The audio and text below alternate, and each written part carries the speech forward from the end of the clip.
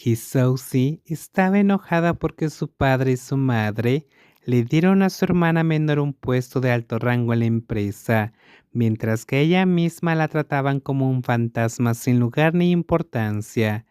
Todos los roles importantes fueron asignados a parientes consanguíneos, pero nunca a ella.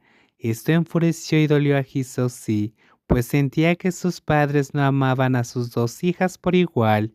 No estoy comiendo, dijo empujando su plato de arroz hacia la derecha. No comeré hasta que sea ejecutiva. Después de escuchar esto, los tres mantuvieron la cabeza baja y continuaron desayunando, actuando como si lo que acababan de escuchar no significara nada. Ignorada por su padre, madre y hermana menor, su Jintra Hisoshi gritó a gritos por toda la casa, pero todos ya estaban acostumbrados a este tipo de situaciones. Sucedía tan a menudo que había aprendido a sobrellevarlo. Por eso usaban tapones para los oídos para bloquear los gritos molestos, e incluso las criadas hacían lo mismo que sus patrones. Después de que la protagonista salió furiosa y se subió a su coche privado, las tres personas que aún estaban sentadas en la mesa del comedor negaron con la cabeza al unísono. En lugar de parecer molestos, se rieron como si fuera algo divertido. Antes, este comportamiento les resultaba agotador, pero después de repetirse tantas veces ya no les molestaba. Se habían adaptado a los gritos y habían aprendido a vivir con ellos. Varias horas después, Hisoshi fue a un café a relajarse. Una vez que decidió qué hacer, condujo directo a su destino. Al llegar encargó un Lamborghini revuelto, con un precio inicial de 47.049 millones de baht. Eligió el modelo superior, lo que multiplicó el precio varias veces. Aún así, sabía que gastar esa cantidad no arruinaría a su familia, así que se animó y también encargó un Rolls Royce. Aunque ya tenía uno, era un modelo inferior, pero un Rolls Royce al fin y al cabo. Esta fue la forma en que Hisoshi se vengó.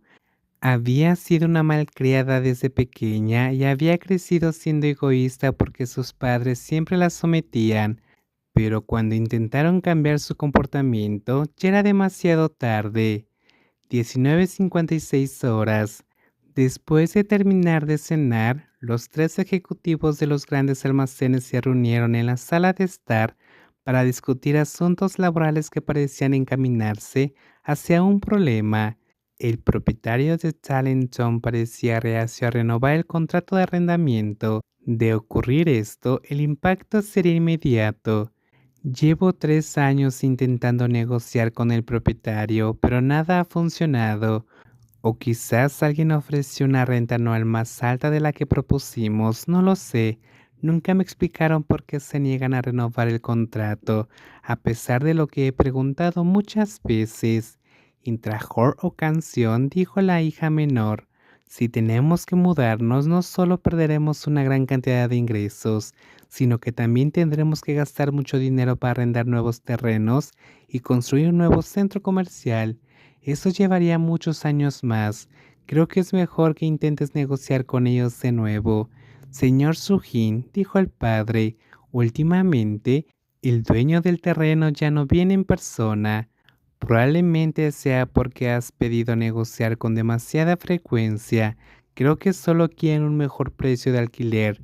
Inkor, añadió la madre, pero no podremos ofrecer más de lo que ya tenemos.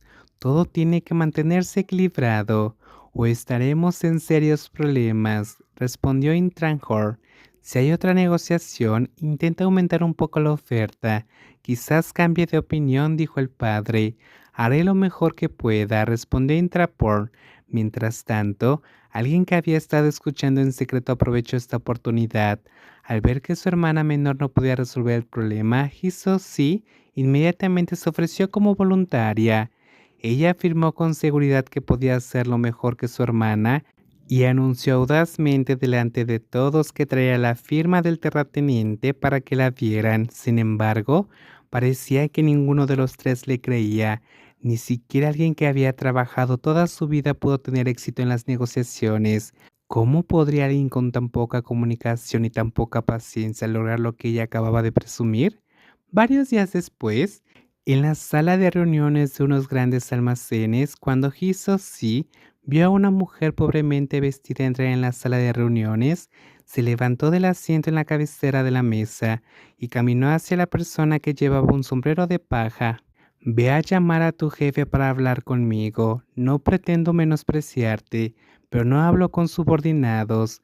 Lo que dijo hizo que las 3 personas que acudieron a verla, recoger la firma, levantaran inmediatamente la cabeza con incredulidad. Antes de que las cosas empeoraran, Intrapor, la segunda hija, intervino para darle la bienvenida al terrateniente. Lo siento en nombre de mi hermana mayor. Por aquí, por favor. ¿Estás tratando de avergonzarme, Song? No estaba pensando en hacer eso. Deberías escuchar a alguien capaz como yo de vez en cuando. Ser amable con los subordinados no impresiona al jefe. Esta mujer ni siquiera debería estar en la sala de reuniones. Lo tomaré como una lección entonces, respondió Intrampor con calma.